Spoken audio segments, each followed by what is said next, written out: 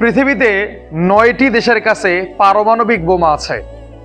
সব থেকে বেশি পারমাণবিক বোমা আছে রাশিয়ার কাছে, যার সংখ্যা আনুমানিক 6000। দ্বিতীয় স্থানে রয়েছে মার্কিন যুক্তরাষ্ট্র, যাদের কাছে রয়েছে প্রায় 5500 পারমাণবিক বোমা। এক একটা বোমা দিয়ে এক একটা দেশকে ধ্বংস করে ফেলা সম্ভব। এরপর আছে চীন। চীনের কাছে প্রায় 500 পারমাণবিক বোমা আছে এবং 2030 সালের মধ্যে তাদের কাছে প্রায় 2 থেকে 3000 পারমাণবিক বোমা থাকবে। এরপর হচ্ছে ফ্রান্স। ফ্রান্সের কাছে প্রায় 300টি পারমাণবিক বোমা আছে।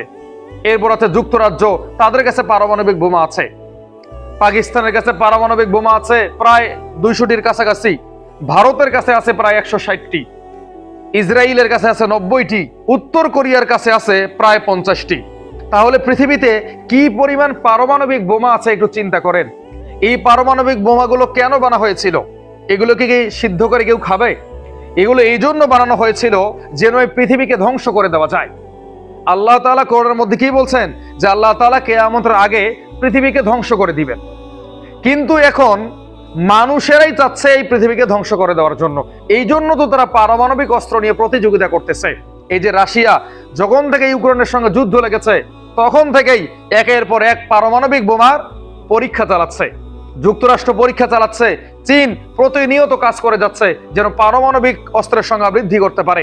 পৃথিবীর প্রত্যেকটা দেশই চায় তাদের অধীনে পারমাণবিক বোমা থাকুক। কয়েকদিন আগে আমরা দেখলাম ইরানের রাজধানী তেহরান সহ ইরানের ইস্পাহান এবং 5টি পারমাণবিক বিদ্যুৎ কেন্দ্রে হামলা চালিয়েছিল যুক্তরাষ্ট্র এবং ইসরায়েল। কেন হামলা চালিয়েছিল?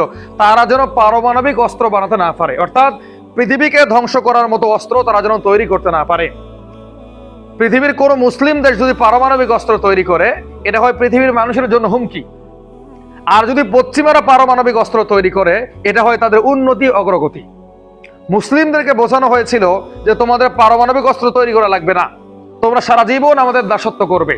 যদি আমাদের বিরুদ্ধে যাও, তোমাদেরকে যুদ্ধ বিমান দিয়ে উড়িয়ে দেওয়া হবে, সিরিয়ার মতো, লেবাননের মতো, গাজার মতো।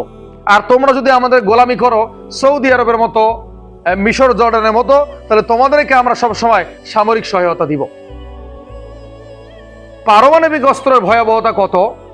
জাপানের হিরোশিমা এবং নাগাসাকিতে যে পারমাণবিক বোমা ফেলানো হয়েছিল, এই পারমাণবিক বোমার ওজন ছিল 15 টন। এতেই 2টা শহর ধ্বংস হয়ে গেছে। এখন যদি 1500 টন বা 15000 টনের একটা পারমাণবিক বোমা এই বাংলাদেশে ফেলানো হয়, বাংলাদেশের অস্তিত্ব পৃথিবীতে থাকবে না। তো পাকিস্তান এই পারমাণবিক অস্ত্র তৈরি করেছিল ভারতের মোকাবেলা করার জন্য। যদি পাকিস্তানের কাছে পারমাণবিক অস্ত্র না থাকতো, খোদার কসম করে বলছি, পাকিস্তানের এতদিন অস্তিত্ব রাখতো না ভারত এবং আমেরিকা। শুধু পারমাণবিক অস্ত্রের ভয়ে ভারত এবং অন্যান্য দেশগুলো কিন্তু পাকিস্তানের উপর সরাসরি হামলা চালায় না। আজকে মুসলিমদের উচিত ছিল তারা পারমাণবিক অস্ত্র তৈরি করবে। F-35, F-16, বোমারু বিমান, এয়ারক্রাফট ক্যারিয়ার, রণতরী, শক্তিশালী হেলিকপ্টার, এগুলো তৈরি করা। কিন্তু মুসলিমরা কি করেছে? সমস্ত অস্ত্র শস্ত্রের দায়িত্ব পশ্চিমাদের হাতে তুলে দিয়েছে। এর বিনিময়ে তারা কি নিয়েছে? বিলাসিতার জীবন, মদ, গাঁজা, ইয়াবা, ইলেকট্রনিক ডিভাইস, বিলাসিতার জীবন, এইসব কিছু বেছে নিয়েছে। এই জন্য আসলে মুসলিমরা অধঃপতনের অতল তলে তলে যাচ্ছে। তো অস্ত্র শস্ত্রে যতক্ষণ না আমরা সজ্জিত হচ্ছি, ততক্ষণ পর্যন্ত আমাদের হারানো ইজ্জত ফিরে আসবে না। আর এই হারানো ইজ্জত ফিরিয়ে আনতে গেলে সর্বপ্রথম আমাদেরকে পারমাণবিক অস্ত্র তৈরি করতে হবে। যে দেশে পারমাণবিক অস্ত্র আছে সেই দেশে এখনো কেউ হামলা করে না। আজকে ইসরায়েল দিনের পর দিন সমস্ত মুসলিম দেশে হামলা করতেছে। কেন বড় বড় কান্ট্রিগুলো ইসরায়েলের বিরুদ্ধে পদক্ষেপ নিতে পারে না? কেননা ইসরায়েলের কাছে পারমাণবিক বোমা আছে। ইসরায়েল যদি দেখে শেষ পর্যন্ত হচ্ছে না রক্ষা, তখন পারমাণবিক বোমা মেরে সেই দেশকে উড়িয়ে দিবে। কিন্তু মুসলিম দেশগুলোর কাছে তো নাই। এই জন্য পারমাণবিক অস্ত্র শস্ত্র নিয়ে আমাদেরকে সজ্জিত থাকতে হবে, না হলে পশ্চিমাদের দাসত্ব থেকে আমরা কখনো বের হতে পারবো না।